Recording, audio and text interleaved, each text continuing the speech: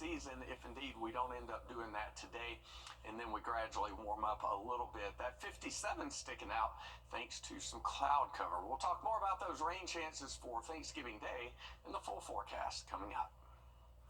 Thanks, Chris. And less than a week after Wagner's fire chief and 19 of its 25 firefighters resigned from the job, a house fire put Aiken County's contingency plan to the test.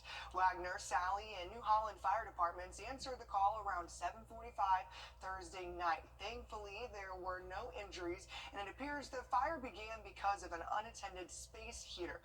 Your Kennedy Payne spoke to fire officials about the execution of the response under this new normal for Wagner. We spoke with Nick Cribb. He's the assistant fire chief for the New Holland Fire Department, and he broke down the timeline of each department's response. 3 different departments all battling one fire. That may seem like a lot, but Nick Cribb says it's normal protocol. Everybody that borders up has a mutual aid agreement because we're all volunteer departments. The things that are going on at Wagner have zero to do with how the response went last night. You know, that situation was a typical situation. Cribb broke down the timeline and response from each department. The first person on scene was Sally's fire chief, arriving in his own vehicle. As a Sally firefighter was the first one on scene at 7:47. So for that to be a 5-minute window, personnel was on scene pretty quick. And the Wagner Fire Department was the first one to have an engine arrive. It was like the first engine that I'm showing on scene was at 7:54. Cribb says the fire they were battling isn't rare for them, and he says mobile homes burn pretty quickly. 7 minutes from the time of ignition to the time it's fully involved is a good time frame for a single wide mobile home. But despite that time frame, with nearly 40 people on scene to assist, Cribb says the home is still standing. There's still 4 walls standing in a roof. Is it habitable or usable? Probably not. And each department working together because they say they need each other. It's not like folks are hanging around the firehouse waiting on a call to go out. Like me personally, I was home in the bed about to call it a night. Call goes out, I jump up, put my clothes on, and go to the firehouse, pick up a truck, and go to Wagner. And Cribb says not getting paid doesn't stop him from going from zero to hero. My normal nature is to be a helpful type person. So when I got into the fire service, like I said, it just solidified it. Because people don't call the fire department because they're having a good time. They call because it's the worst day of their life, no matter what the situation is. And Nick says it wasn't Wagner that asked for the assistance, it was just protocol that they show up, and at the end of the day, he says they all work together with one goal in mind, and that's to help you. And the YMCA of Augusta gave out its 2,000th bed as part of its A Place to Dream program this week. This helps provide beds to children in need across the region. The delivery of 6 beds to a family marks the program's milestone. As part of this special delivery to help this family settle in, one local business even helped paint the room for these lucky kids. Well, I heard about the bed program and I asked that if I could paint some of these rooms that the beds are going into. Danny said it was a great idea, so we started with this first one. What best way that get a new bed and have you paint your room painted fresh. Each bed includes a frame, mattress, linens, blankets, a stuffed animal, a Bible, and a bag of healthy snacks. Volunteers at the Augusta Fire Department helped build the beds, and last year, the Y partnered with your very own News 12 and Wellstar to launch A Place to Dream Newborns, which provides portable cribs for infants. You can donate specifically to the YMCA's Place to Dream program to sponsor a bed or crib, and you can also volunteer to help deliver these beds as well. And the Richmond County School System announced the new Bel Air Middle School will open for students on January 6th. December 19th and 20th, students will have a Learn From Home Day while staff moves into the new building. And on January 3rd, there's going to be an open house from 4 to 6 p.m. And Augusta University has seen significant growth for the 9th straight year, outpacing the university system of Georgia as a whole. AU now has more than 11,000 students. Now that's nearly a 10% more increase than the last year. And AU now has its largest graduate class ever. Officials with the university say recent efforts to attract new students played a big role. We are seeing a lot of students who are really attracted to our online graduate programs. We launched AU Online a couple of years ago, and so we've seen quite a growth in online graduate students in our master's program specifically. And of course, on the medical side, we enrolled the first class of medical students at MCG Savannah. University President Russell Keene says continual improvement to AU will help attract even more students in the years to come.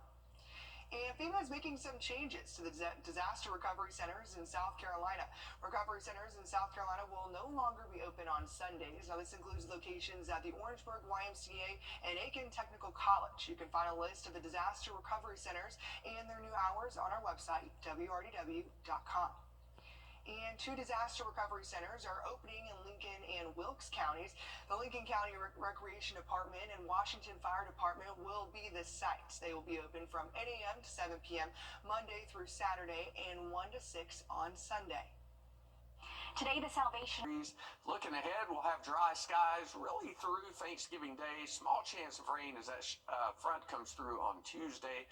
Our best bet for rain on Thursday with highs in the mid-60s. Thanks, Chris. And South Carolina teachers say they hope state lawmakers do more to improve working conditions in the classroom when they gavel back into the session in January. State House reporter Mary Green explains why this is a top priority and what else is going on their agendas for next year. South Carolina's 2 main educator advocacy groups say they want the state to keep raising pay for teachers across the board. But they both note that raises alone aren't enough to keep teachers in the classroom. Teachers don't feel they are doing the best job because of their working conditions and all the constraints that are being placed on them to not be able to run their own classroom. Sherry East with the South Carolina Education Association says they'd like to see more done to address student behavioral and discipline issues in the classroom. Both she and Patrick Kelly with the Palmetto State Teachers Association are pushing next year for reforms to teacher contracts and a permanent or long-term certification process. They both say South Carolina needs to take a closer look at the amount of time its students and teachers spend on standardized testing. VSTA is also calling on lawmakers to prioritize school safety efforts. If schools are not safe, not only does that disrupt student learning, it also creates working conditions that will not retain educators over the long haul. And this comes as South Carolina continues to grapple with a growing teacher shortage. An annual report detailing the number of vacancies statewide at the start of each school year has not yet been released for this fall, but it does typically come out around this time of year. Reporting from the State House, I'm Mary Green. Raising teachers' minimum pay has been a focus of lawmakers in recent years. Right now, the statewide minimum is $47,000, and the governor has repeatedly called for it to be up to $50,000 by 2026. And we got another update about those monkeys on the run in South Carolina. The CEO of the research facility they came from says an inspection believes human error led to the escape. Now, authorities said earlier that a staff member didn't secure the doors correctly on November 6th. What they didn't know is if it was intentional or not. The CEO says all gates were just unsecured. It checks out because he explained it takes opening and locking 3 gates if people go inside. 2 to get in and 1 to separate the monkeys from you. That staff member involved no longer works there, and the CEO says they walked out after a supervisor approached them saying they could have been fired if evidence found there was no structural failure. The research center is assuming the failure to secure the gates was an accident, and 8 monkeys are still waiting to be captured in a nearby forest. Now, in a separate case, there's emus that are also on the run in South Carolina. A 71-year-old man from Horry County says 2 of his 3 emus went missing in June. He says the first one jumped a 6-foot fence. The second one got away while he was moving her around, and he struggled to bring them home and find someone with a tranquilizer gun. For now, they're not a threat, and there's been several sightings. And Georgia's brand new school voucher program is still a work in progress. The plan will provide a $6,500 stipend to put eligible students in private school. As Advocate Source explains, lawmakers still have to decide where that money is coming from. The Georgia Promise Scholarship is another line item for lawmakers to argue over next year. Spending is limited to 1% of the $14 billion that Georgia spends on its schools. Doing the math, that's $140 million, about 21,000 scholarships if students apply.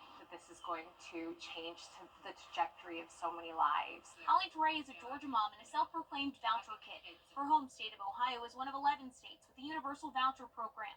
Right now, Georgia's voucher program is limited to special education students, but that will change next school year.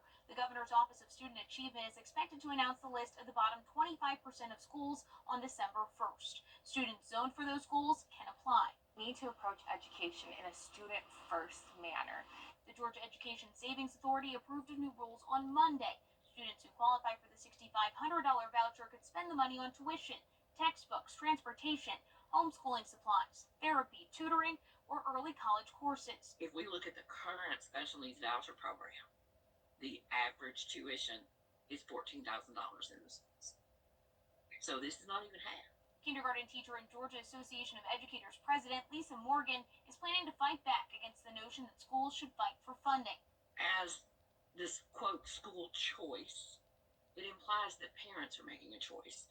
But the reality is private schools are making the choice because they pick and choose their students. Trey says she believes the program should be offered to more students, even those in well-performing schools. Because a child may be zoned for the best school in the state of Georgia, but if it's failing one child, then it's a failing school for that one child. The Education Savings Account program will begin during the 2025-2026 school year. Parents will need proof of approved expenditures to receive the money. In Atlanta, I'm Abby Kasoris.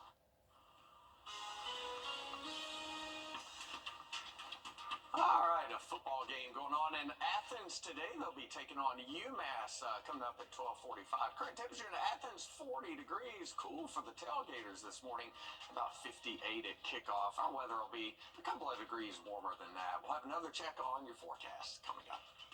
What's under your home?